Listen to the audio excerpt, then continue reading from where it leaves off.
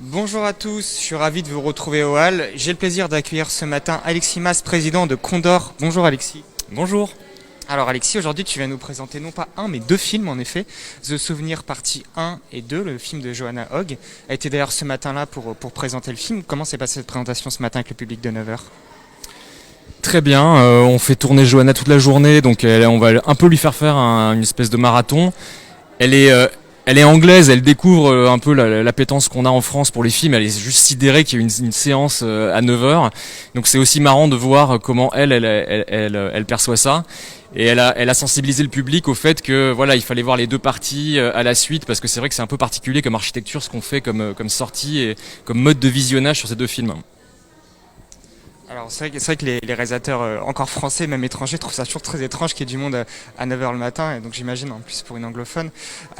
Pour revenir au film, pourquoi avoir pris cette décision de sortir les deux, la partie 1 et la partie 2, à la même date et pas finalement de décaler d'une semaine ou deux comme on peut le voir de temps en temps? En fait, ça a été une grande réflexion. Au départ, en fait, on s'est vraiment posé la question de les séparer un peu, et au final, on restitue vraiment la démarche artistique de Johanna, qui a produit ces deux films à 3 ans d'écart, mais plutôt faute de budget pour les faire ensemble. Elle aurait voulu vraiment les tourner ensemble. Ils sont vraiment faits pour être vus l'un à la suite de l'autre. Le premier est une sorte de romance un peu nostalgique, un peu toxique que vit l'héroïne Julie, et le deuxième est une espèce de relecture des événements du premier, mais par le prisme du cinéma. Elle va consacrer son film de fin d'études, elle est étudiante en cinéma, elle va consacrer son film de fin d'études à ce trauma amoureux qu'elle a vécu. Et les films en fait se suivent, c'est une même héroïne et en même temps c'est deux traitements extrêmement différents. Et on est le seul pays en fait qui va proposer vraiment cette façon de sortir sur les films, puisque la plupart des pays ont sorti le premier il y a un peu de temps, puisqu'il y a déjà quasiment 3 ans. Nous on a attendu pour les sortir de manière concomitante. C'est vrai que ces derniers mois, finalement, vous devenez peut-être coutumier des formats un peu particuliers. On se souvient de First Cow il y a quelques mois, le film de Kelly Reichardt qui était déjà sorti sur Mubi quelques temps avant. Et puis ça a débouché sur le succès qu'on connaît. Quelle réaction vous avez maintenant à quelques mois de la sortie de ce film? On est hyper content. First Cow, c'est une super aventure. Alors après, nous, on l'a pas fait, on n'a pas cherché ce modèle, on va dire post SVOD. C'était un truc qu'on a subi à notre corps défendant, et en aucun cas on voulait démontrer qu'il y avait un modèle là-dessus. Au contraire, ça nous a énormément compliqué la vie quand même de sortir comme ça. Mais par contre, on est content d'y avoir cru et de s'être dit que malgré cette antériorité de diffusion, on allait pouvoir donner envie aux gens d'aller voir le film sur grand écran, parce que c'était un vrai film de cinéma.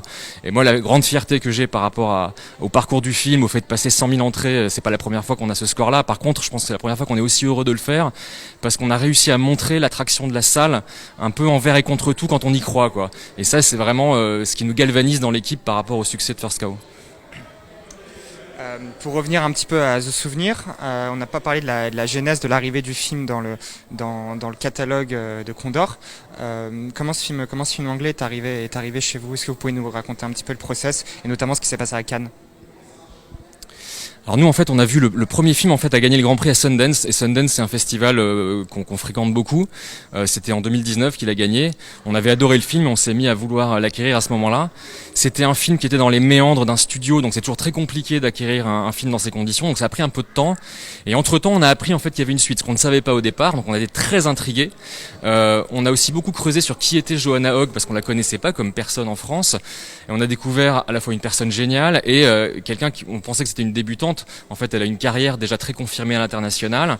Et donc, on a acquis sur script le deuxième sans savoir exactement ce qu'il allait en être. Et derrière, la quinzaine a pris donc Paolo Moretti a montré le deuxième film à Cannes en 2021. Et nous, avec l'équipe de la quinzaine, on a essayé de leur dire, c'était là la plateforme de lancement, on leur a dit, nous, on voudra lancer les deux ensemble. Est-ce qu'on peut faire un événement un peu spécial où vous remettez en avant, même si c'est un film déjà un peu ancien, le premier?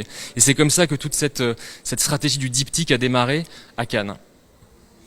Puis dans le film, une belle découverte, hein, la fille de Tilda Swinton qui joue réellement la fille donc Julie, qui joue la fille de Tilda Swinton dans le film.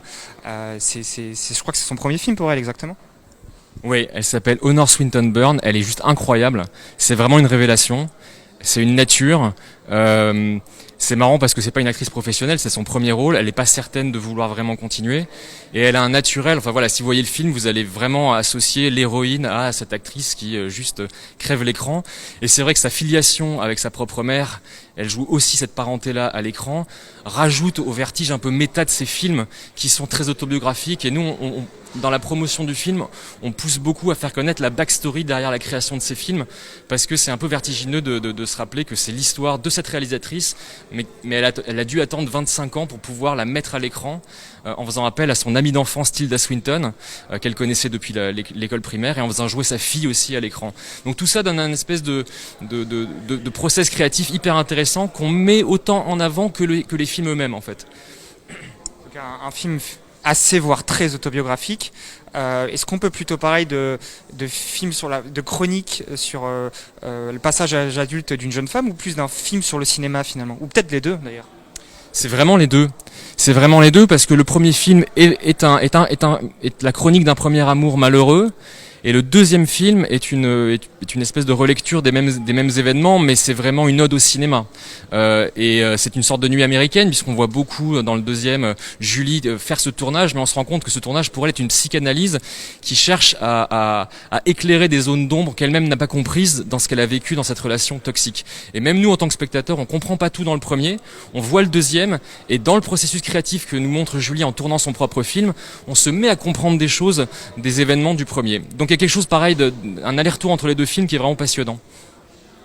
Voilà, en tout cas, de très belles promesses pour les spectateurs qui auront la possibilité de découvrir la partie 1 aujourd'hui, voire la 2 aujourd'hui, ou même plus tard. Vous avez toute la semaine en tout cas, et plus pour les découvrir.